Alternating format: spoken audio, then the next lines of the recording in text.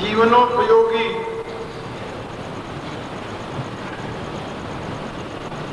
प्रेरणाप्रद और कल्याण के परम साधन के रूप में कल मैंने कुछ बातें आप लोगों से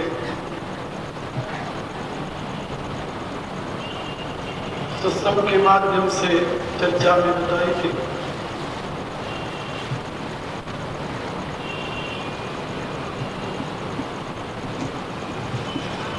वैदिक विज्ञान की दृष्टि से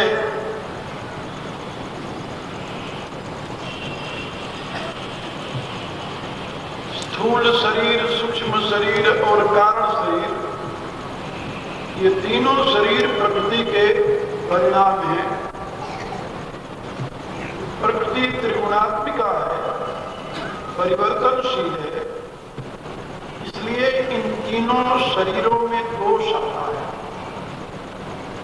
और जब शरीर तीनों दूषित होते हैं तो ये रुग्ण हो जाते हैं, एक प्रकार से इनमें रोग हो जाता है।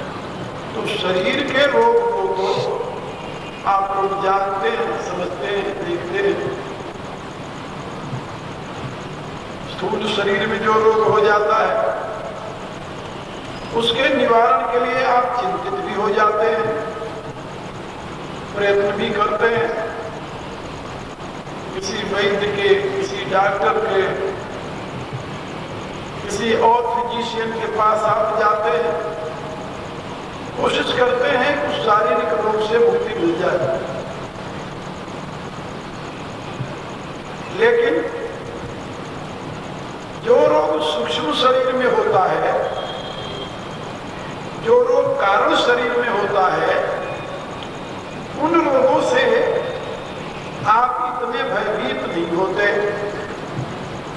दुखित भी नहीं होते और उसके निवारण के लिए आप कोशिश भी नहीं करते। लेकिन एक बात याद रखो, ये शरीर में जो रोग होता है, स्थूल शरीर में, ये रोग तो आपको थोड़ी पीड़ा प्रदान करने वाला है, लेकिन रातों दिन जो संताप से आप संतप्त रहते हैं, जिस व्यथा से आप व्यथित रहते हैं, जिन कारणों से आप साउंड स्लीप जिसे कहते हैं अंग्रेजी में, गंभीर निद्रा भी नहीं ले पाते,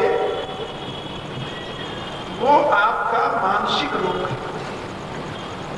और आपका बौद्धिक रोग तो उससे भी बड़ा प्रचंड है। सारे प्रकार के दुखों का मूल स्रोत बौद्धिक रोग है और बौद्धिक रोग ही मानसिक रोग के रूप में विस्तार को प्राप्त होता है। अब अमेरिका के वैज्ञानिकों ने अनुसंधान करके ये घोषणा की कि शरीर में जो भयंकर रोग होते हैं, उन रोगों का मूल कारण मानसिक रोग है। और अब इलाज की प्रक्रिया बदलती जा रही पश्चिम में। उन मानसिक रोगों की चर्चा हमारे यहाँ चरक संहिता में भी की गई है और उन मानसिक रोगों की चर्चा गोस्वामी तुलसीदास जी ने अपनी रामायण में भी की है। चरक संहिता में जो मानसिक रोगों को दूर करने की विधि बताई गई, उपाय बताया गया है, वही उपाय तुलसीदास जी ने अपने रामायण में बताया है। और आज पश्चिम का वैज्ञानिक भी उसी प्रकार के उपाय का अवलंबन लेकर के मानसिक रोगों से मानव समाज को मुक्त करना चाहता है। लेकिन जब वो मानसिक रोग बहुत प्रबल रूप धारण कर लेता है, तभी आप उससे भयभीत होते हैं। लेकिन जब वो मानसिक रोग सूक्ष्म रूप में होता है, तो आप उससे भयभीत नहीं होते, उसके निवारण के लिए आप प्रयत्न भी नहीं करते। शारीरिक रोग के नाम तो आप लोग रोज सुनते हैं। ये शुगर है, ये हाई ब्लड प्रेशर है, लो ब्लड प्रेशर है, ये हार्ट की डिजीज है, ये कैंसर है, ये लकवा है, गठिया है, अनेक प्रकार के रोग। कई रोग तो नए पैदा हो जाते हैं, जैसे पिछले साल दिल्ली में डेंगू रोग पैदा हो गया था, एक बुखार का नाम डेंगू पड़ गया था, सैकड़ों आदमी उससे मरे थे। और अनेक प्रकार के रोगों का जन्म होता जा रहा है। और वैज्ञानिक ये कहते हैं कि शरीर की जब शक्ति कम होती है, क्षीण होती है, जिसको रेजिस्टेंस कहते हैं, फिजिकल रेजिस्टेंस जब आप में कम हो जाती है, तो रोग के परमाणु तो इस स्पेस में भरे हुए हैं, वो आपके ऊपर आक्रमण कर देते हैं और आप उनके शिकार हो जाते हैं। तो उनसे बचने के लिए क्या उपाय किया जाए? क्या अपने शरीर में रेजिस्टेंस बढ़ाइए। कैसे बढ़ाया जाए? तो उसके लिए अब वैज्ञानिक ये बता रहे हैं कि तुम एक्सरसाइज करो। और पश्चिम में तो योगा एक्सरसाइज बहुत प्रचलित हो रहा है। योगिक एक्सरसाइज करो और लंबी श्वास को हम करते हैं, ब्रीदिंग एक्सरसाइज करते हैं, दीर्घ लंबी डीप ब्रीदिंग करो, लंबी श्वास लो, ये प्राणायाम हो गया। तो आसन करो, प्राणायाम करो और ध्यान करो। अब जिन उपायों को हम लोग यौगिक उपाय कह करके बताते हैं, उन्हीं उपायों का वर्णन पश्चिम के डॉक्टर कर रहे हैं। लोग कहते हैं ये तो ठीक है। उन्होंने ये भी कहा कि भाई खाना पीना अपना बदल दो, स्मोकिंग ना करो, मांस मत खाओ, मदिरा मत पियो, यहां तक कि तली हुई चीज मत खाओ, आहार में अपने कोई गरिष्ठ भोजन मत करो। अब डॉक्टर की हिमायत हो गई शुगर नहीं लेना, अब शुगर नहीं लेते, उबली हुई सब्जी खाना, कच्ची सब्जी खाना। अब जीवन रहने की लालसा से ये सब कुछ करने के लिए तैयार है। लेकिन यदि उनसे कहा जाए कि साधना की दृष्टि से ये सब करो तो तुम्हें डबल लाभ होगा। डबल लाभ कैसे होगा? क्या एक तो जो डॉक्टर हिदायत दे रहा है वो केवल तुम्हारे स्थूल शरीर की दृष्टि से दे रहा है और केवल तुम्हारे सूक्ष्म शरीर की दृष्टि से दे रहा है, लेकिन साधना के साथ तुम्हारे सूक्ष्म शरीर से परे, कारण शरीर से परे जो प्रकाशक है उससे जुड़ने की बात कही जाती है। तो तुम्हारा संयम भी सद जाएगा और आत्मनिष्ठा भी तुम्हारे अंदर आएगी। और यह भी याद रखो कि जब तुम्हारे में आत्मनिष्ठा हो जाएगी तो तुम्हारा विल पावर जो है वो प्रबल हो जाएगा, और विल पावर यदि स्ट्रोंग हुआ तो शरीर की रेजिस्टेंस भी बढ़ जाएगी। फिर रोगों के जीवाणु जो तुम्हारे पर आक्रमण करते हैं, जिससे तुम रोगग्रस्त होकर के निराश होकर निढाल होकर पड़ जाते हो, जिससे बच जाओगे। ये मनोवैज्ञानिक ट्रीटमेंट है। मैं ये कहानी क्यों सुना रहा हूं? हमें तो आपको विभीषण का चरित्र सुनाना है।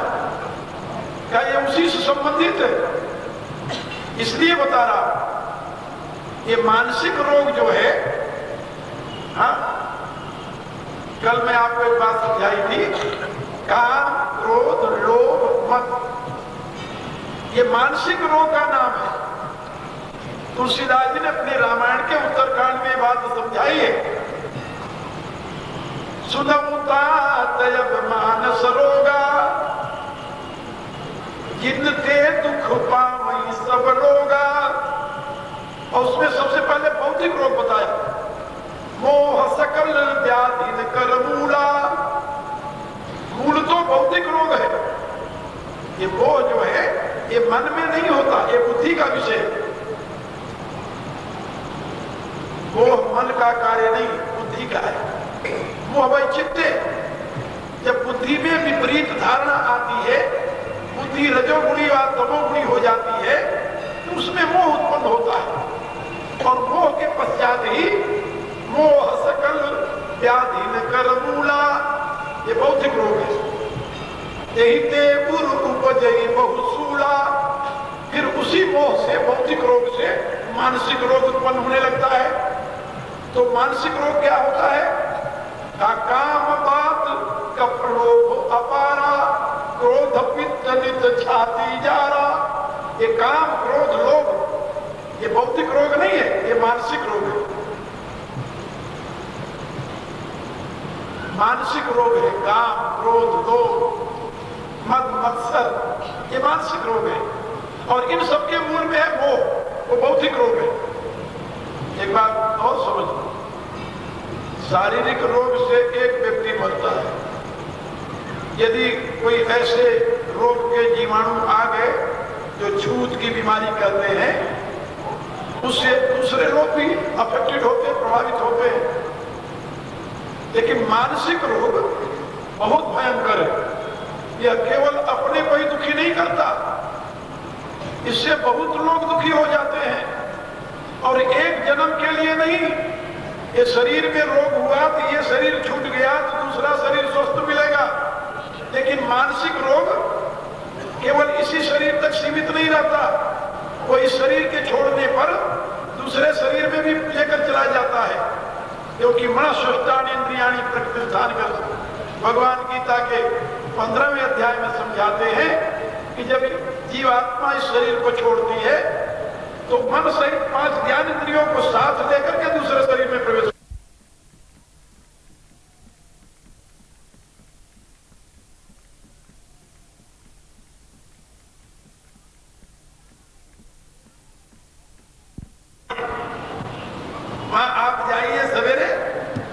सर्दी के दिनों में भी 4 बजे आपको सूर्योदय होता हुआ दिखाई देगा वहां उस पहाड़ी में, सवेरे सवेरे 4 बजे।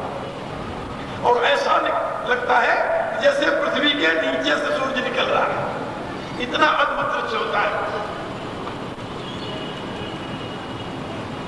और माउंट आबू में लोग जाते हैं सनसेट देखने के लिए, वहां ऐसा लगता है कि सूर्य जो है पृथ्वी में समा रहा है, और प्रत्यक्ष लोग देखते हैं, मगन होते हैं।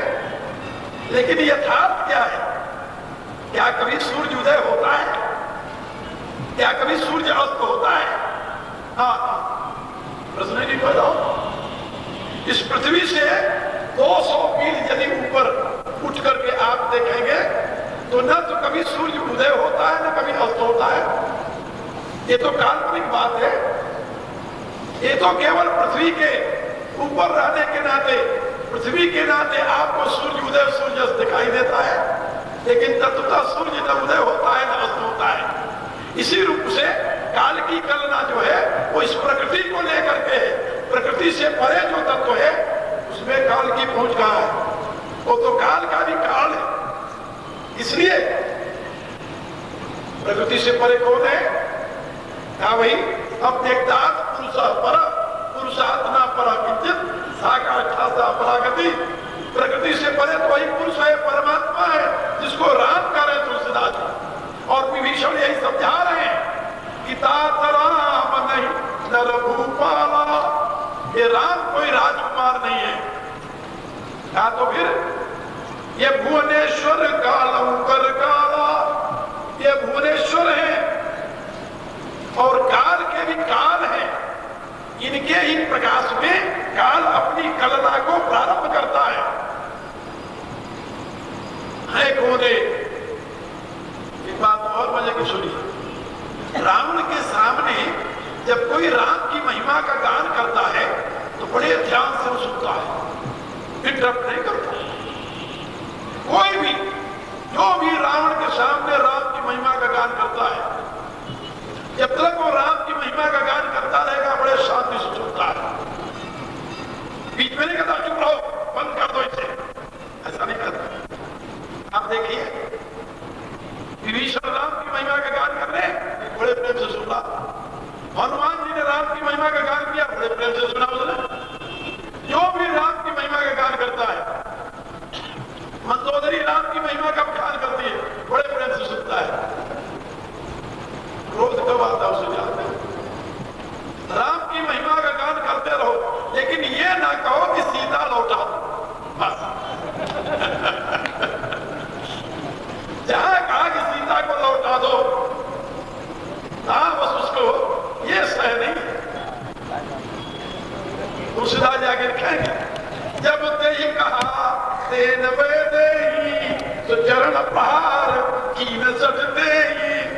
जब उसने कहा कि सीता को लौटा दो, कहा उसने उठकर लात मारना शुरू किया। राम की महिमा सुनता है।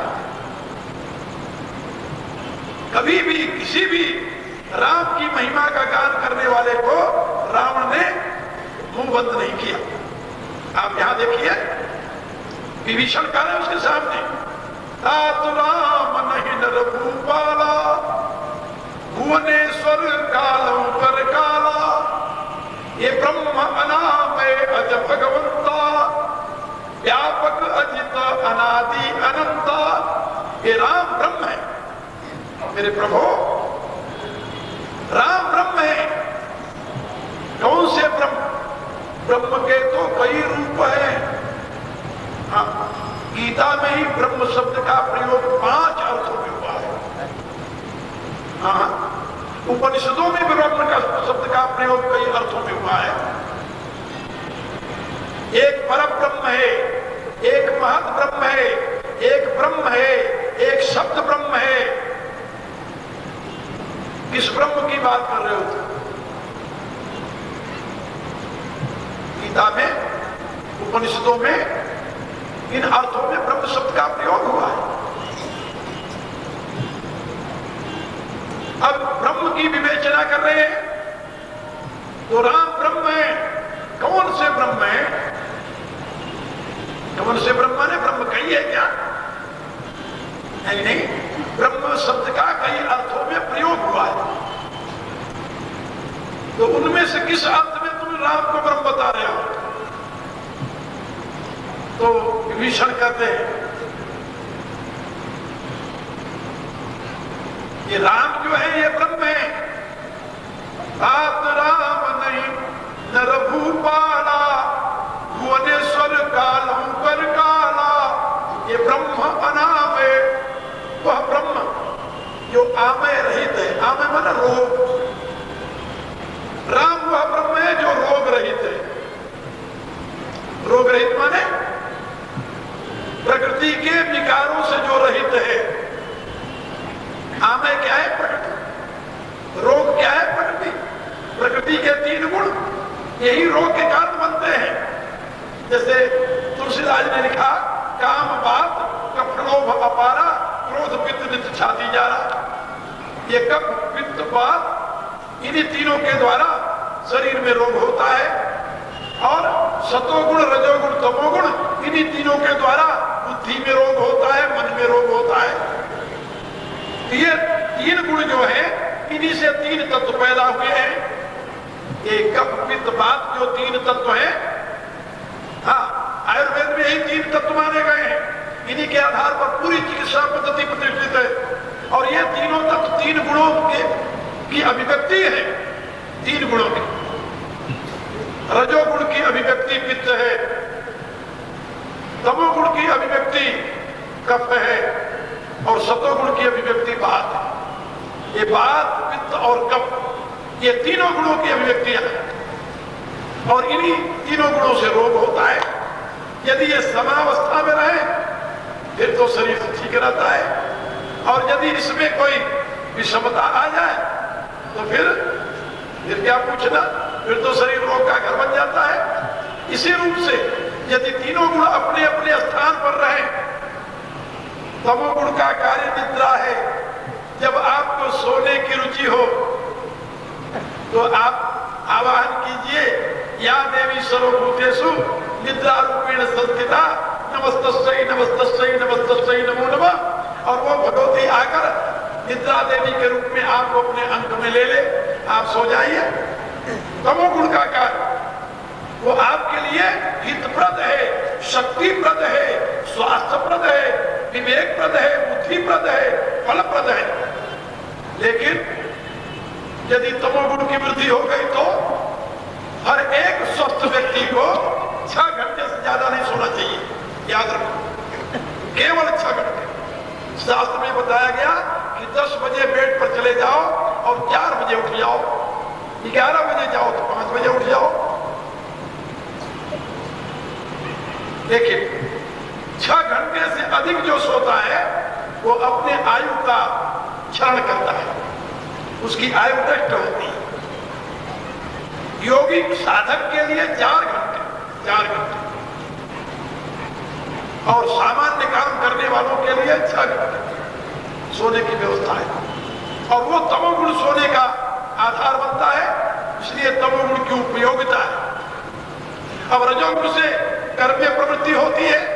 यदि रजोगुण नहीं होगा तो कर्म कैसे करोगे? तो उतनी मात्रा में रजोगुण होना चाहिए जो आपको सत्कर्म में लगा दे। और सतोगुण जो है वो ज्ञान को प्रकाशित करता है। तो आपके जीवन में सतोगुण की वो प्रधानता होनी चाहिए जिससे ज्ञान का प्रकाश हो।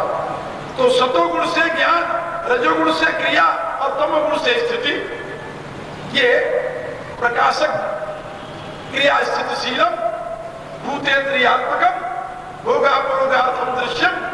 तो प्रकाश का प्र, क्रिया का क्री और स्थिति का ती लेकर के बना है प्रकृति। तो आप समझ गए?